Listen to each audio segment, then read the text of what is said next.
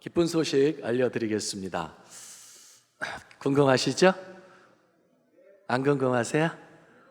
궁금하시죠? 네, 크리스마스가 다가오고 있습니다. 벌써 9월 9일, 금방 12월 갑니다. 저는 기독교 절기 중에 이성적으로 가장 좋아하는 절기는 부활절, 감성적으로 가장 좋아하는 절기는 성탄절입니다. 슬픈 코로나 시대를 살아가는 우리에게 기쁜 소식이 아닐 수 없습니다. 우리는 지금 한 번도 경험해보지 못한 시대를 살고 있다라고 말하고 있습니다. 그래서 이 문제를 함께 생각해 보려고 한 번도 경험하지 못한 시대라는 제목으로 설교를 준비했습니다. 코로나19로 말미암아 어느 것이 옳은 것인지 우리는 우왕좌왕하고 있습니다. 한 번도 경험해보지 못했기 때문에 그렇습니다. 대면 예배가 맞는지 비대면 예배가 맞는지 뉴스를 볼 때마다 헷갈리고 마음도 왔다 갔다 합니다. 이 사람의 말을 들으면 대면 예배가 맞는 것 같고요, 저 사람의 말을 들으면 비대면 예배가 맞는 것 같고. 그런데요, 이런 고민을 하고 있는 것 자체가 우리의 신앙이 살아있다라는 증거입니다. 그렇다면 하나님은 성경을 통해서 우리에게 어떻게 하라고 말씀하고 있을까요? 오늘 성경 본문은 히브리서입니다. 히브리서 저자는 누군지 모릅니다. 바울, 바나바, 아볼로 이 세 분 중에 하나일 거라고 저는 생각하지만 모르겠어요. 천국 가서 신앙의 선배님들께 문의해 봐야 알 수 있습니다. 그런데요, 히브리서의 저자는 모르지만 히브리서의 수신자, 히브리서를 받는 수신자는 누군지 확실하게 알 수 있습니다. 누구냐 하면 유대인들입니다. 유대인들 중에 기독교로 개종한 유대인들에게 쓴 편지가 히브리서입니다. 왜 개종한 유대인들에게만 편지를 따로 써야만 했을까요? 그것은 개종한 유대인들이 다시 유대교로 돌아가는 일이 많이 일어났기 때문에 그렇습니다. 그럼 왜 기독교로 개종한 유대인들이 다시 유대교로 돌아가고 있을까요? 그것은 한 번도 경험해 보지 못한 핍박이 기독교인들에게 닥쳐왔기 때문입니다. 사도행전을 가만히 보면 초대교회는 핍박 속에서 성장해 왔습니다. 예루살렘 교회, 안디옥 교회, 그리고 바울의 선교 여행에는 언제나 핍박이 따랐습니다. 하지만요, 바울이 로마로 갈 때 로마 총독들이 그리고 로마의 군인들이 바울을 보호해서 로마까지 보냈어요. 사도행전 28장 30절 31절을 보면 바울이 온 이태를 자기 셋집에 머물면서 로마에 가서 온 이태 2년 동안 자기 셋집에 머물면서 자기에게 오는 사람을 다 영접하고 하나님 나라를 전파하고 주 예수 그리스도에 관한 모든 것을 어떻게 해요? 담대하게 거침없이 가르쳤어요. 바울이 로마로 가서는 로마 제국이 바울이 복음을 전하는 일에 방해하지 않았었습니다. 바울이 로마에 도착했을 때가 AD 60년, 주후 60년이에요. 그리고 4년 후, 그 당시 네로 황제 시대였는데요, 4년 후 AD 64년에 네로 황제가 즉위한 지 10년 되는 해에 7월 18일에 로마에 대화재가 일어납니다. 이 불이 하루 만에 꺼져야 되는데 안 꺼지는 거예요. 바람이 불어서 삽시간에 로마를 다 태우는 거예요. 며칠 동안 로마가 불탔냐면 9일 동안 로마가 불탔어요. 물을 부어도 바람이 부니까 꺼지지가 않는 거예요. 로마 14개 구역 중 10구역이 타버렸어요. 온전하게 남은 건 4구역. 70%가 불타버렸습니다. 한번 생각해 보세요. 내 아내가 불타 죽었어요. 내 자녀가 불타 죽었어요. 그 마음에 뭐가 남겠습니까? 분노가 남죠. 하루아침에 모든 재산을 다 잃어버렸어요. 한순간에 다 잿더미가 됐어요. 그 안에 뭐가 남겠습니까? 분노가 남겠죠. 그런데 소문이 들리는 거예요. 네로가 불냈다. 네로가 로마를 다시 지으려고 불냈다. 네로가 불 지르고 불타는 로마를 보면서 시를 지었다. 이 소문이 나도는 거예요. 민심이 흉흉해지기 시작했어요. 네로가 황제의 자리에서 쫓겨날 위기에 처했어요. 네로에게 필요한 거는 피해 속죄 대물입니다.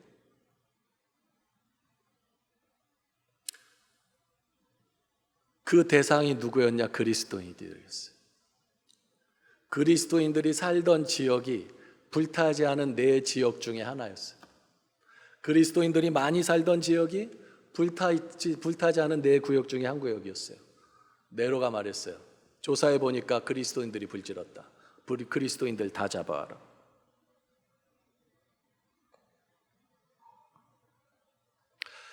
이 네로의 시대가 바로 로마 제국의 핍박한 시대가 됩니다. 그 전까지 로마 제국은 기독교를 핍박하는 데 앞장서지 않았어요. 근데 네로 이후로부터 황제가 기독교인들을 핍박하기 시작했습니다. 제국이 기독교인들을 핍박하기 시작했습니다. 네로 때에 베드로가 순교했고요, 바울이 순교를 했어요. 이제 핍박의 양상과 강도가 달라졌어요. 그러니까 한마디로 그리스도인들은 이전에 한 번도 경험해 보지 못한 시대를 경험하게 된 거예요. 기독교는 증오의 대상이 되었어요. 기독교는 발견되면 바로 죽임을 당하는 사람들이 됐어요. 어떻게 죽였냐? 콜로세움에 끌고 가서 짐승의 피를 바릅니다. 그리고 사냥개를 풀습니다. 로마 시민들이 다 보고 있죠. 기독교인들 사냥피를 발라요. 굶주린 사냥개가 와가지고 기독교인을 물어뜯어 죽여요. 살이 뜯기고요, 뼈가 뜯어져 나가요. 그럴 때 로마 시민들은 환호해요. 잘 됐다. 우리 로마의 불질은 저 나쁜 놈들 잘 됐다.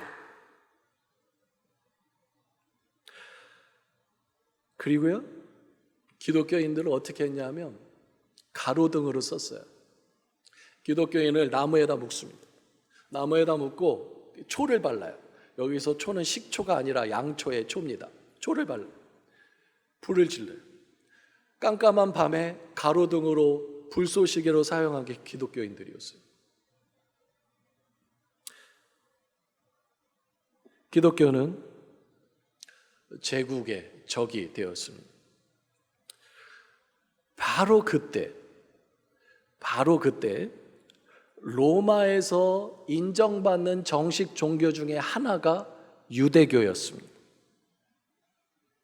그래서요, 유대인 기독교인들이 유대교로 들어가면, 다시 유대교로 개종하면 손가락질 안 받아도 돼요.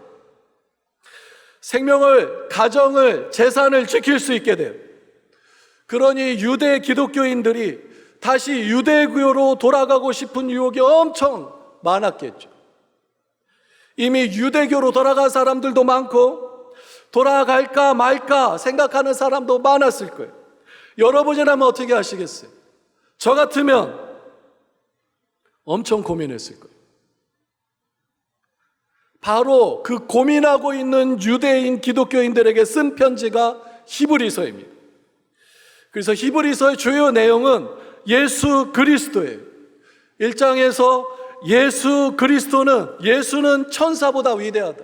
왜냐하면 유대인들이 천사를 하나님 다음으로 생각했거든요. 아니야, 예수는 천사보다 위대해. 그러니 예수 믿는 믿음에서 떠나면 안 돼요. 3장에서 예수는 모세보다 뛰어나다라고 말해요. 유대인들이 가장 존경하는 인물이 누구냐? 모세거든요. 아니야, 너희가 믿는 예수는 모세보다 뛰어난 분이야. 그러니 믿음을 지켜야 돼. 4장에서 예수는 여호수아가 주지 못한 진정한 안식을 주시는 분이라고 말을 해요. 그리고 5장, 6장, 7장 쭉 갈수록 예수님은 구약의 어떤 제사장보다 더 우월한 대제사장이고, 멜기세덱의 반차를 쫓는 멜기세덱과 같은 대제사장이고 메시아니까 예수를 믿는 믿음에서 떠나지 말라고 말씀하고 있어요. 그리고 11장에서 환난과 핍박 중에도 믿음을 지킨 신앙의 선진들을 보여주면서 우리도 예수를 바라보며 살자 이렇게 얘기하고요. 12, 13장에는 나머지 다른 서신서들과 똑같이 우리가 일상의 삶에서 형제를 사랑해야 되고 선을 행해야 되고 기도하면서 어떤 시련이 와도 믿음을 지키며 살자라는 일상의 삶에 대한 권면으로 끝나는 것이 히브리서입니다. 오늘 본문은요, 믿음장이라고 하는 히브리서 11장의 바로 앞부분입니다. 히브리서 10장 36절 39절까지 우리 함께 받들어 읽겠습니다. 너희에게 인내가 필요함은 너희가 하나님의 뜻을 행한 후에 약속하신 것을 받기 위해 잠시 잠깐이면 오시리가 오시리니 지체하지 아니하시라. 나의 의인은 믿음으로 말미암아 살리라. 또한 뒤로 물러가면 내 마음이 그를 기뻐하지 아니하리라 하셨느니라. 우리는 뒤로 물러가 멸망할 자가 아니요 오직 영혼을 구원함에 이르는 믿음을 가진 자니라. 오늘 본문에서 두 번이나 나온 말은 뒤로 물러가지 말라는 말입니다. 가장 큰 핍박, 로마 황제가 나서서 하는 핍박, 이전에 한 번도 경험해보지 못한 핍박의 시대를 살아가는 교회에게 뒤로 물러나지 말라고 히브리서 10장에서 말합니다. 히브리서 10장 25절을 보면 이렇게 말씀하고 있어요. 모이기를 패하는 어떤 사람들의 습관같이 하지 말고 오직 권하여 그날이 가까움을 볼수록 더욱 그리하자라고 말하고 있어요. 당시에 제국적인 핍박이 있으니까 교회 안에 이런 의견이 분명히 있을 거예요. 모이는 거 잠깐 중지합시다. 소나기는 피해야 되지 않겠습니까? 몇 주만 모이지 맙시다. 몇 개월만 지나면 상황이 달라지지 않겠습니까? 얼마나 좋은 의견이에요. 당시에도 있었어요. 모이기를 피하는 어떤 사람들의 습관과 같이 당시에도 그런 사람들이 있었어요. 근데 성령께서는 뭐라고 말씀하고 있습니까? 뭐라고 말씀하고 있어요? 모이기를 힘쓰죠. 사랑제일교회로 인해 그리고 코로나 확진자 절반이 교회에 나오르는 것으로 인해 우리가 교인인 거, 내가 교회 다닌다는 거, 내가 예수 그리스도를 믿는다는 것이 부끄러울 때가 있습니다.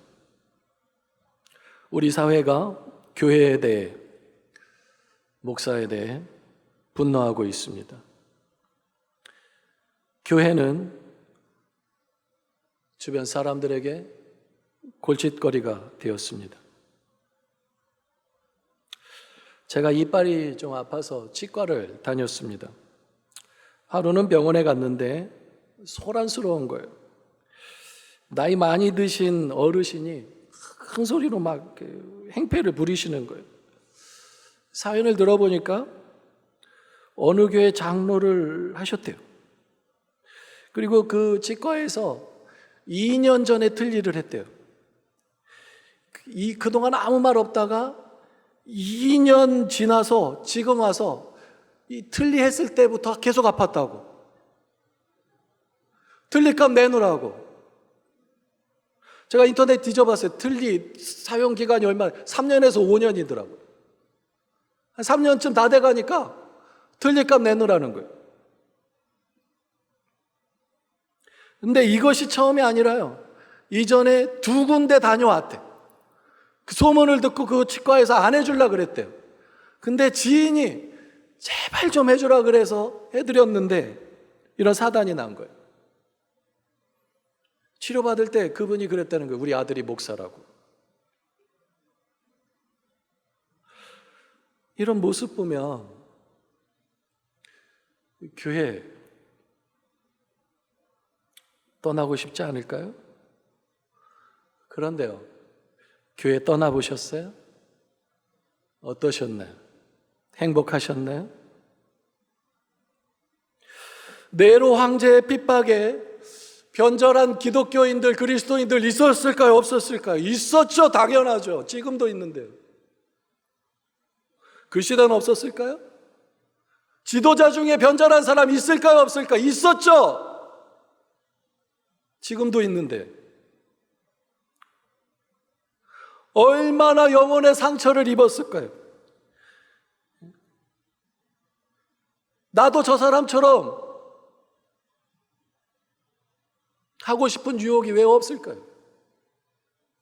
그래서 교회 떠나면, 예수 안 믿으면 누구 손에?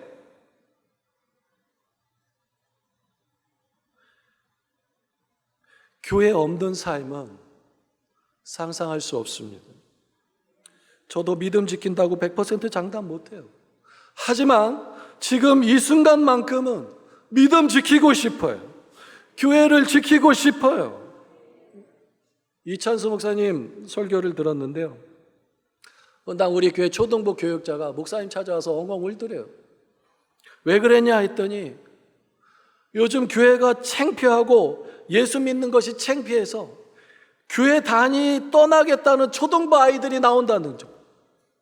초등부.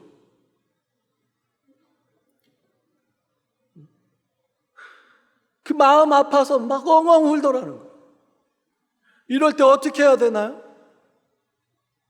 이럴 때 노래를 불러야 돼요. 나는야 예수쟁이, 사람들이 내게 손가락질 해도 상관없어, 난 신경 안 써, 이것이 바로 내 정체성.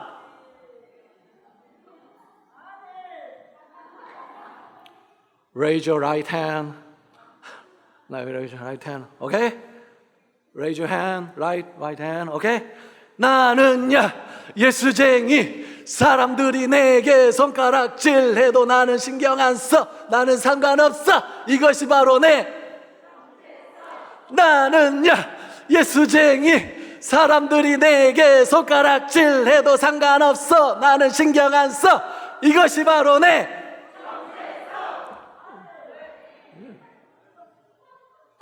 뭔 상관이에요? 내 예수 믿는데 비판하는 사람들 도와준 거 있어요? 없어요. 뭐 그 사람들 뭐하러 들어요? 어른들은요 이 노래를 불러야 됩니다.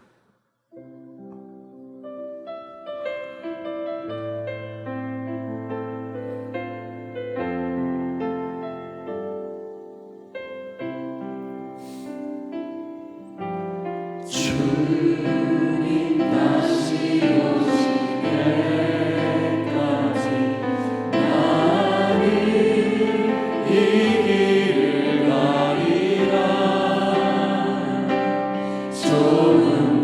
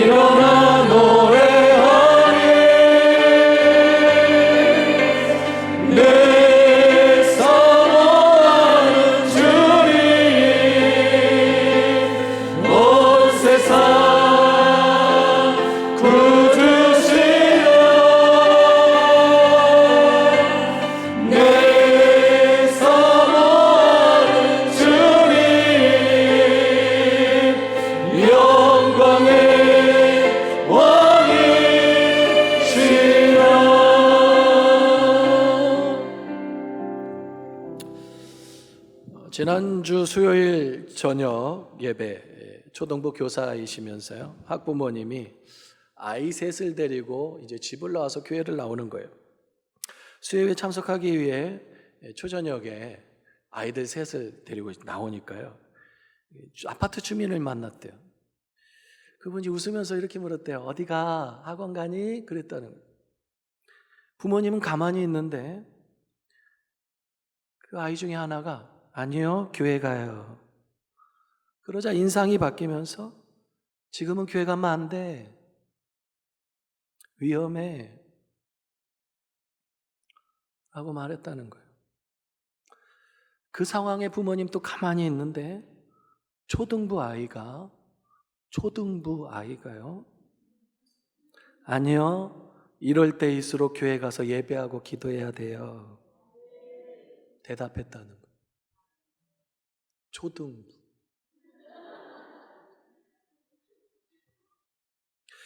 학원은 가도 되는데 교회는 가면 안 된다는 생각이 목포 사람들의 생각이 되었어요. 학교는 꼭 가야 되는데 교회는 가면 안 된다는 생각이 대한민국 정부의 생각이에요. 코로나19로 인해 교회는 기피의 대상이 됐고요. 사랑제일교회로 인해 인터넷 댓글을 보면 차라리 교회 문 닫아버렸으면 좋겠다. 교회가 기피의 대상이 아니라 증오의 대상이 되고 있어요. 그러면서 우리는 한 번도 경험해보지 못한 시대를 살고 있다고 때로는 변명처럼 말해요. 그러나 한번 생각해 보세요. 우리는요, 끊임없이 한 번도 경험해보지 못한 시대를 살아가고 있어요. 호롱불에 살던 우리가 전기가 들어와서요, 전기불에 살아가는 이 한 번도 경험하지 못한 시대를 지금 살아가고 있는 거잖아요. 나귀 타고 말 타고 리어카 끌고 다니던 우리가 승용차 몰고요, 화물차 몰고 다니고 있잖아요. 한 번도 경험해보지 못한 시대를 살고 있는 거 아닙니까? 최근에는요, 어느 날인가 아이폰이 나왔어요. 그 이후로 한 번도 경험하지 못한 시대를 살고 있어요. 모두가 다 버스 안에서도 이러고 있고 지하철 안에서도 이러고 있고 길을 가면서도 이러고 있어요. 인류는 끊임없이 한 번도 경험해보지 못한 시대를 살아가고 있어요. 지금은 그것이 코로나19라는 것으로 대체됐을 뿐입니다. 코로나19 시대를 살아가고 있는 성도님들은 어떤 목사를 원하십니까? 돈 좋아하는 목사 원하시나요? 쾌락 좋아하는 목사 원하시나요? 아니잖아요. 코로나19 두려워하는 목사 원하시나요? 세상 소리에 흔들리는 목사 원하시나요? 아니잖아요. 그럼 목사는 어떤 성도 원할까요? 돈 좋아하는 성도 원할까요? 쾌락 좋아하는 성도 원할까요? 코로나19 바이러스 두려워하는 성도 원할까요? 코로나19 물론 조심해야죠. 마스크 써요. 손 소독해요. 거리 두기 하면 돼요. 그러나 조심하는 것과 두려워하는 것은 다릅니다. 세상이 교회 가라 그러면 가고 세상이 교회 가지 말라 그러면 가지 않는 그런 성도 하나님이 원하실까요? 아니요. 이 작은 코로나 바이러스 하나에 무너진다면 말세올 큰 환난과 핍박 어떻게 바로 설 수 있겠습니까?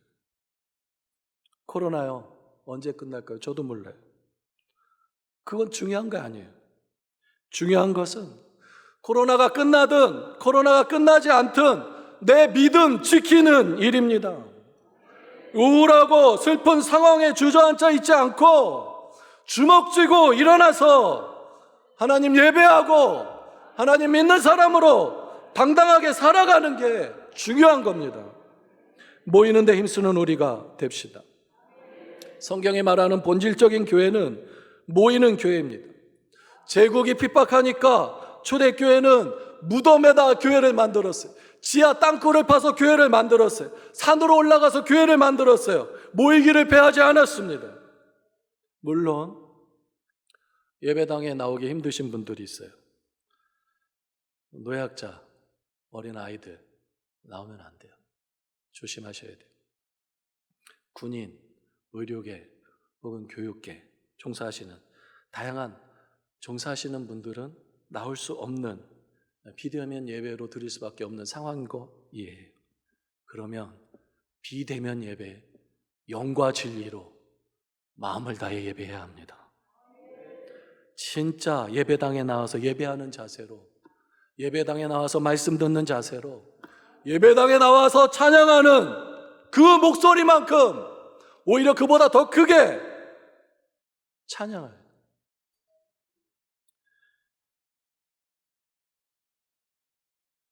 한국 교회는 맛 잃은 소금이 돼서 사람들에게 짓밟히고 있습니다.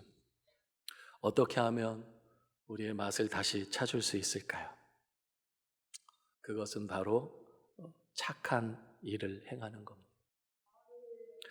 로마 교회는 그렇게 핍박을 받으면서도 사랑했어요. 자기를 죽이는 자들을 향해 주여 저들을 용서해 주옵소서 라고 기도했어요. 그리고 그들이 어려움을 당했을 때 함께 가슴 아파하며 내 것을 가지고 나누었어요. AD 64년 네로 황제 이후로 AD 343년 컨스탄티누스 황제가 기독교 종교로 인정할 때까지 300년 이상을 기독교는 핍박을 받았어요. 하지만 교회는 뒤로 물러가지 않고 신앙을 포기하지 않으며 모이기를 패하지 않았고요. 사람과 섬김으로 승리했습니다. 우리도 코로나19 가운데 승리하길 원하고 바라고 기도합니다.